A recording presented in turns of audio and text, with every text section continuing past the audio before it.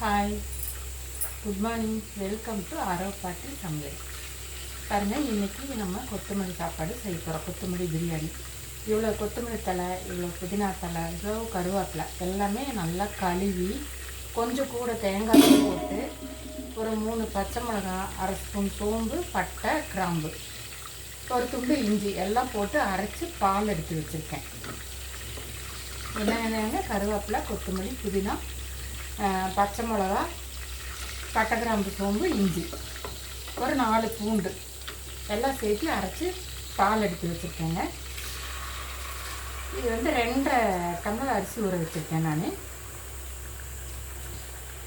இந்த எண்ணெயில் ஒரு பரட்டிக்கலாம் இந்த அரிசியை.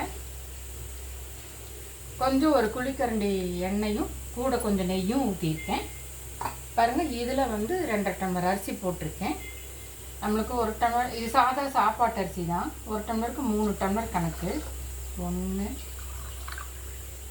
2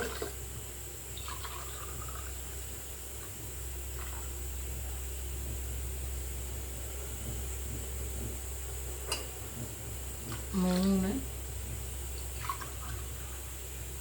4 5 5.5 டம்ளர் ஊற்றினா போதுங்க. நமக்கு ஏற்கனவே அரிசி ஊறினதில் கொஞ்சம் தண்ணி இருந்தது, அதனால் இது மட்டும் போதும்.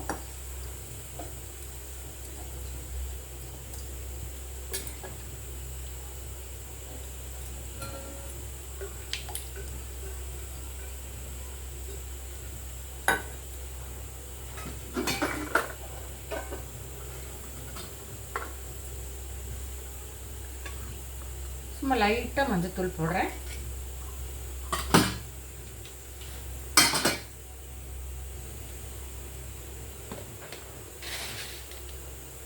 பாருங்கள், 2.5 டம்ளருக்கு நான் இவ்வளோ உப்பு போடுறேன், கரெக்டாக இருக்கும்.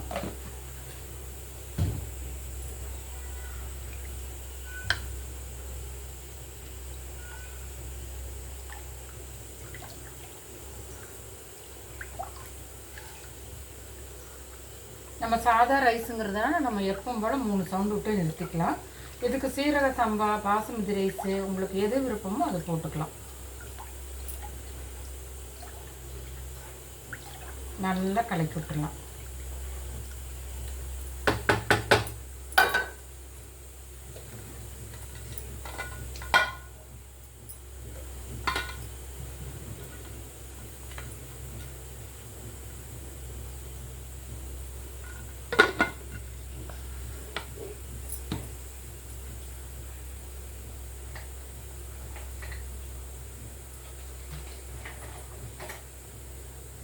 மூடி போட்டு வெயிட் போட்டு 3 சவுண்டு வரட்டுங்க, நம்ம பார்க்கலாம்.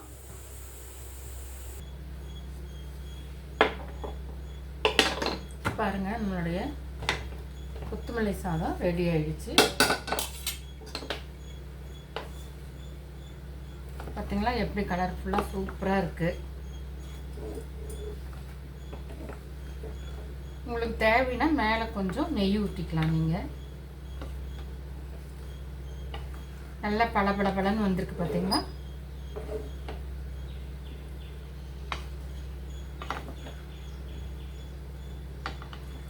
பாருங்க எப்படி இருக்குன்னு.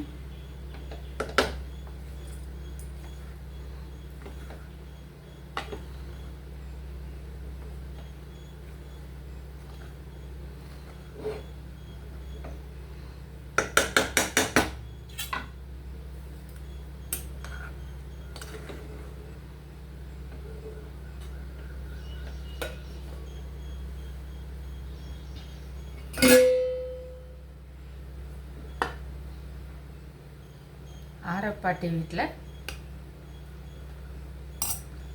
கிரீன் பிரியாணியும் கத்திரிக்காய் சாப்ஸும் ரெடி. வாங்க சாப்பிட்லாம். நீங்களும் இது போல் ட்ரை பண்ணி பாருங்கள். உங்களுக்கு பிடிச்சிருக்கான்னு கமெண்ட் பண்ணுங்கள், லைக் பண்ணுங்கள், ஷேர் பண்ணுங்கள். தேங்க்யூ.